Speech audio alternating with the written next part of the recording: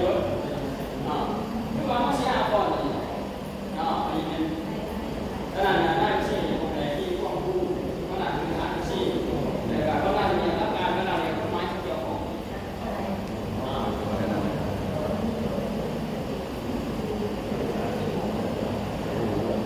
คือตัวนี้นะหาว่าจะมีความซึมซับในชุดนี้จะต้องมีเรียกมันการได้งานที่มันถูกต้องนี่หรอการได้งานที่ถูกต้องมันเป็นผลเสียเลยเป็นผลเสียสำหรับวิชาที่ก็เป็นผลเสียสำหรับการได้งานที่ถูกต้องโดยจากการได้เวลาที่การตรวจสอบมารับไหมเพื่อยกตัวอย่างบริษัทของการประเทศบริษัทของการประเทศตัวอย่างเราบอกเรามีรายได้เรามีรายได้แต่เราเป็นคนของไม่จะเรียนต้องมีการสื่อการขายมีอย่างนี้การไม่ได้กดการกดสอบมาคือว่าผู้ทำอะไรต้องไม่ได้เดี๋ยวไปย้อนนั้นมาแม่ไม่สิรายได้เรามีรายได้แต่ก็ไปลงซื้อโฆษณาซื้อเองก็มีได้ขนาดนี้ยกตัวอย่างเราผู้ขายก็ได้เราถ้าเราเอากระทักนะคือยกตัวอย่างว่าเขาเห็นบ่เย็นเก่าที่แกว่าเราไปบนการจริงเบิ้งอยู่อย่างไรเราได้เราคนนี้แทนว่าคนนั้นตื้อคนนี้ตื้ออย่างและพันธะก่อนในคนไหนฉะนั้นคนนี้ก็เป็นยันจังหวัดนครศรีถามว่าอะไรนะก่อนเป็นผลเสีย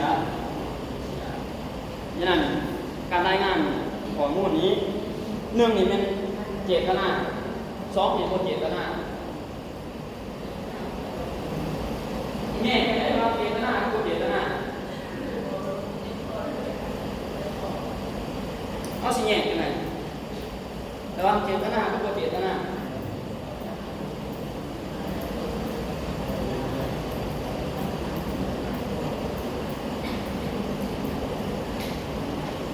เจตนาเจตนานั้นแยกออกมาได้ยกตัวอย่างเราแบบทำตัวพ่อแล้วเขาเจตนาแล้วเขาเป็นอย่างเองนะเขาแยกได้ว่าเจตนาคือเจตนา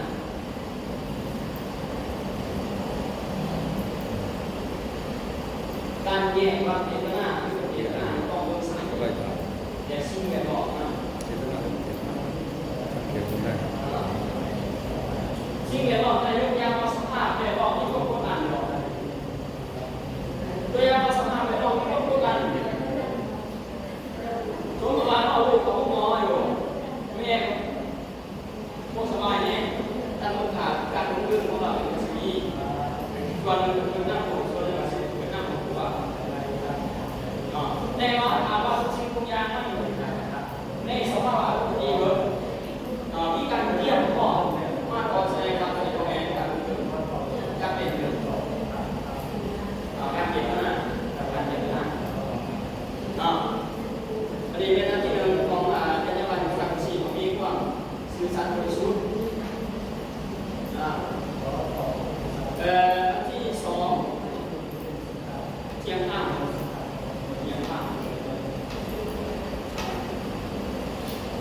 ตัวนี้ก็เป็นอันสำคัญต่อการสื่อสารบริสุทธิ์แต่มีความเทียงข้างพอเราการออกหาโบที่เรื่องเราจะได้หน่อยเป็นแกนกระแสสังคมโบอย่างมีความเทียงข้าง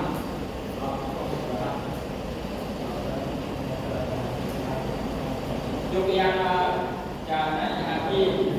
เราโลกมากอะไรตัวนี้แหละตัวนี้ก็เทียงข้างสมัยกันได้แบบนี้ยกตัวอย่างอะไรก็ขึ้นกับออนไลน์ดีเรายอดตัวนี้ไอ้ชีขึ้นหายกันได้หมด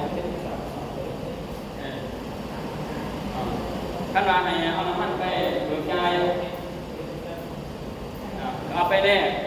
เอาไปขายทั้งนอก ตั้งหาสรุปบัญชีมากพิจารณาระเบิดอายพิจารณาบัวอะไรที่แท้แล้วเอาไปขายทางนอกอย่างเงี้ยอันนี้เนี่ยต้องมีความเสี่ยงต่ำโลกมากทุกฝ่ายได้หลายซอกทุกซอกการซอกทุกโอกาส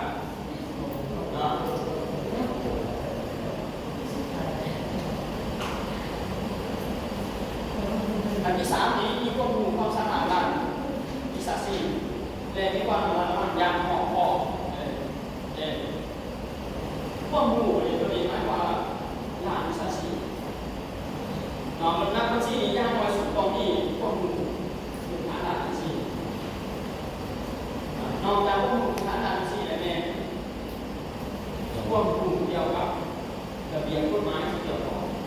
ไม่ยกตัวอย่างว่ากฎหมายนะก่อนถ้าเราเรียนด้านเขาจะรู้กฎหมายภาษีกฎหมายการค้าการเรียนต่อการบริการของหลายๆนอกจากดูไม่ได้เดี๋ยวกฎหมายยาวรูปของบริการต้องในรูปเดี๋ยวกฎหมายเกี่ยวกับวัฒนธรรมสังคมตัวแรกเป็นน้ำยาตัวแรกเป็นของยายกตัวอย่างก็คือเป็นป้ายสิ่งใดก็ต้องในที่ของป้ายสิ่งบริษัทชื่อแรกเป็นคนต่างชื่อแรกเป็นคนต่างยกตัวอย่างก็คือบริษัทอะไรก็กินได้หรอเนาะไอ้ประกันมาแล้วก็ได้จะรับไอ้ก้อนนี้ต่างอะไรนั่นก็ทุกคนมีอย่างเนาะบริษัทขายถุงมือที่ยิ่งเราเลยขายถุงมือนี้ขายถุงมือลูกมือโดนหาลูกมือนะเรื่องการแต่ว่าบริษัทขายถุงมือได้หรอนั่นเอาอย่างนี้ผมว่าตัวใดเป็นอย่างตัวใดเป็นอย่างตัวใดมีแนวตรงที่ไม่เข้าไม่ดี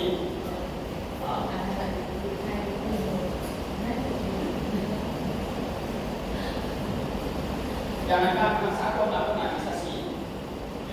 เพื่อจะรองแบบมือบริษัทจำนวนแบบนี้ต่อเรื่อยๆอย่างนั้นตัวเองยกตัวอย่างว่าตัวเองเป็นผู้เรียนบัญชีนะเป็นผู้เราได้การเป็นผู้ที่ผู้บินเดอร์ไปบอกก่อนมาควรหัวมาไปเหมือนกันไปบอกคืออย่างนี้นะไปบอกบริษัทเสียหายหลายตัวเองเสื่อมอะไรก็ไปบอกว่าไม่ต้องบอกเอาความลับของบริษัทขายในบริษัทตัวนี้เอาลูกอ่อนของบริษัทขายในบริษัทผู้แก่อย่างนั้นอันนี้ที่ว่าในนักศึกษาได้นอกหน้าบัญชีแต่ก็เป็นไปบริษัทเอาบริษัทที่เขาออกคือที่ว่าอะไร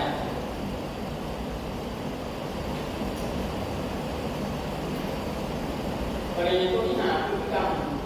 ด้านวิชาชีพพฤติกรรมด้านวิชาชีพกรณีนี้สำคัญสุดเลยตรงนี้นี่แหละตัวปฏิบัติในกฎหมายดีเป็นการกระทำที่เป็นในวิชาชีพเสียชื่อเสียงกรณีเป็นผู้สำคัญในทั้งหมดอีกตัวนี้เป็นตัวสำคัญตัวที่2นี้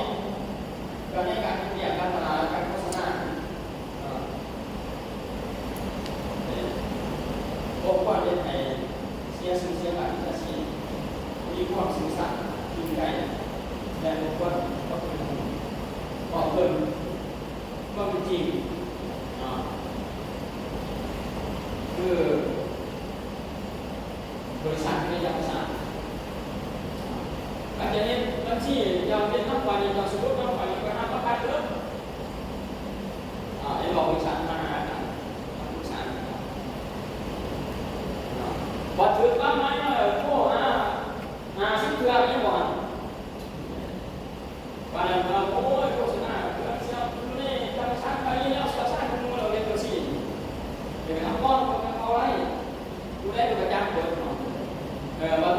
ปัญหามาเลย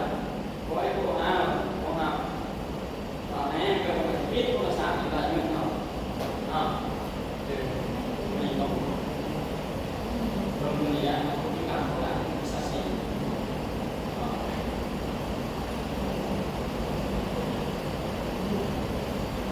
ไปเอาสุดท้ายความเสี่ยงของจรรยาบรรณที่เรามีเป็นผลประโยชน์ส่วนตัวก็เลยเป็นตัวสำคัญคือมีเรียกถ้านอกมาผลประโยชน์ส่วนตัวหลายนอกตัวผลประโยชน์ที่สร้างยึดก็ผลประโยชน์ที่หาได้แน่นอนมันจะมีความเสี่ยง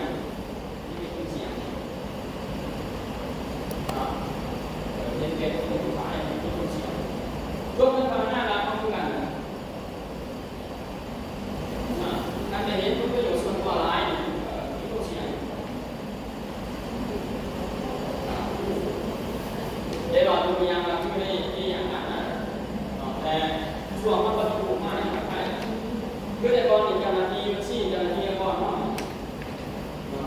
ไปครูเอาครูเทสเอาครูเอาอยู่ในขณะนี้อย่างแน่นอนให้เรามีการปรับปรุงเรื่องนี้ตรงนี้จะมีบริษัทบอกไปก่อนนะเรารับเนี่ยในชาลาอย่างเอาคุณภาษีเรื่องเอาเอกสารเรื่องต่างๆที่เราต้องมีถูกต้องตามอย่างต่างๆเราพิจารณาเรื่องการเนี่ยได้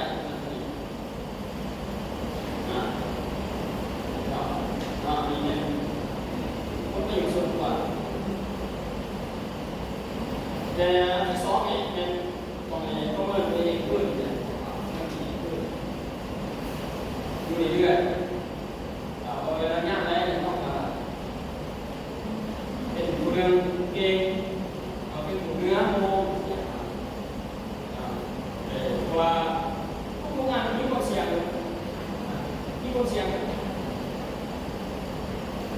การจะได้รับการตรวจสอบว่าเป็นความเสี่ยงหลายเวลาเขาเริ่มต้นกินตามการความเสี่ยงตามเวลาเขาเริ่มต้นกินหลายยกตัวอย่างคือบางบริษัทแบบที่เป็นบริษัทอย่าง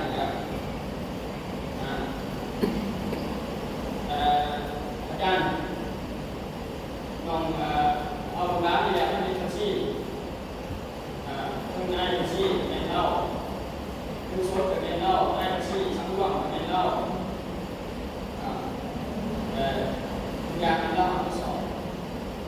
เรียกว่าเขาพูดเองของบริษัทเป็นอย่างนี้หลายตัวอย่างเขามาตามหาก็ไม่ยากได้แต่วันนี้เรามีการตรวจสอบมาเสียเงินอันนี้แล้วก็เสี่ยงต่ำก็ไม่ยากหรอกเรียกว่าเสี่ยงต่ำบางเวลามันก็จะมีความเสี่ยงสูงบางตัวไหนความเสี่ยงสูงบางตัวเป็นสังสีไอ้สารก็ไม่ใช่สารแย่ออกจากการไอ้ทางก็สิ่งแย่ออกจากการมีความยากสูงเวลามันก็จะเป็นต่ำเวลากดดันมากคือเราพวกก็ยิ่งหนัก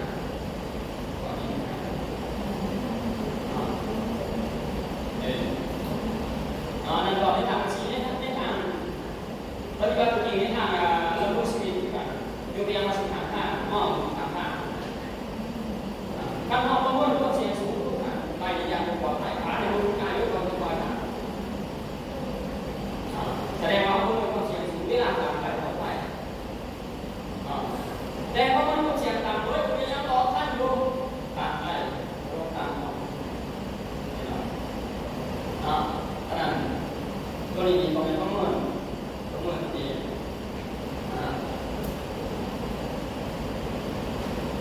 เดี๋ยวเราจะเรียนดูเขาเรียกว่า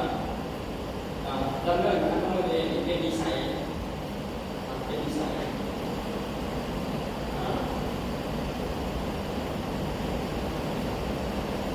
ประเด็นตัวที่สามการให้การสนับสนุนเป็นตัวสำคัญเราสมว่าจะเรียกในองค์กร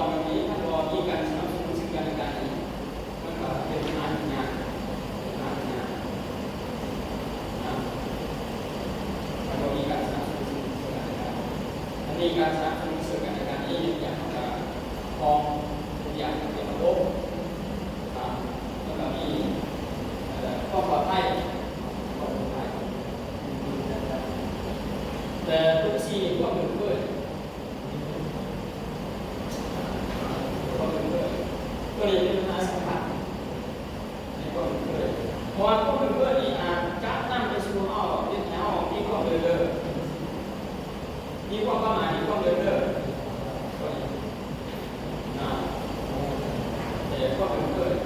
ความสนิทสนุกความรักความแน่กันจะนำไปสู่ความเสี่ยงจะนำไปสู่ความเสี่ยงความเสี่ยง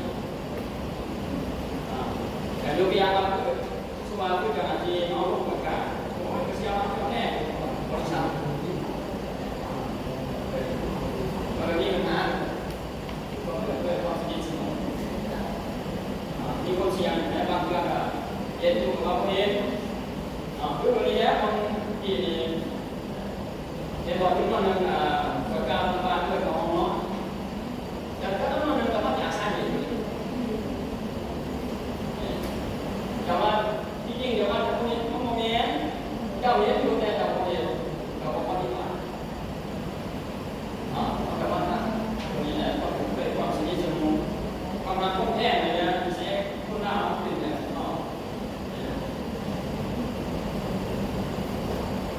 แต่พอต่อมาในการคุมดูการคุมดูนี่ก็เป็นตัวเสียงนั้นตัวเสียงที่เป็นผลกระทบต่อการวิชาชีพชีพนะประเด็นนั้นทั้งหมดของคนเรียนคนที่หนึ่งที่ว่าที่ประมาณนี้ประเด็นนั้นตัวที่ว่ามีเขา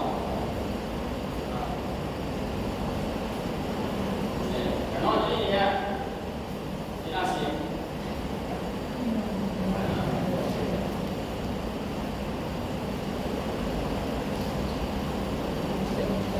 การชี้วิญญาณการเคลื่อนไหวการชี้ของปฏิบัติตามอาการหลงรอยังไง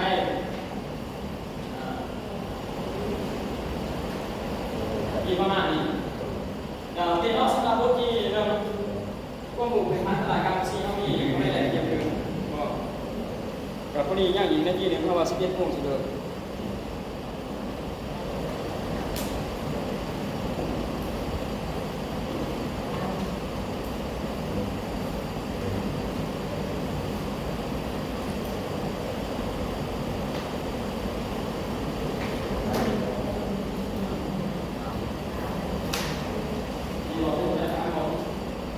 วันนี้เป็นหลักการคือนอกเป็นระเบียบหลักการฐานแต่เรื่องบทที่2ไปสำคัญเยอะเรื่องบทที่2ไปที่เป็นพื้นฐานเนี่ยเขาเอาไปเรียนจบเลยแต่ที่เป็นพื้นฐานในนักบัญชีที่เป็นเรียนบัญชีบริษัททำเองหรือเป็นพื้นฐานเหตุแก่ผู้ที่เป็นเจ้าหน้าที่ของรัฐอยู่แล้วได้เปิดการในเรื่องต่างๆเนี่ยที่อย่างบทที่2ไปเด้อเดี๋ยวเราคุยกันต่อ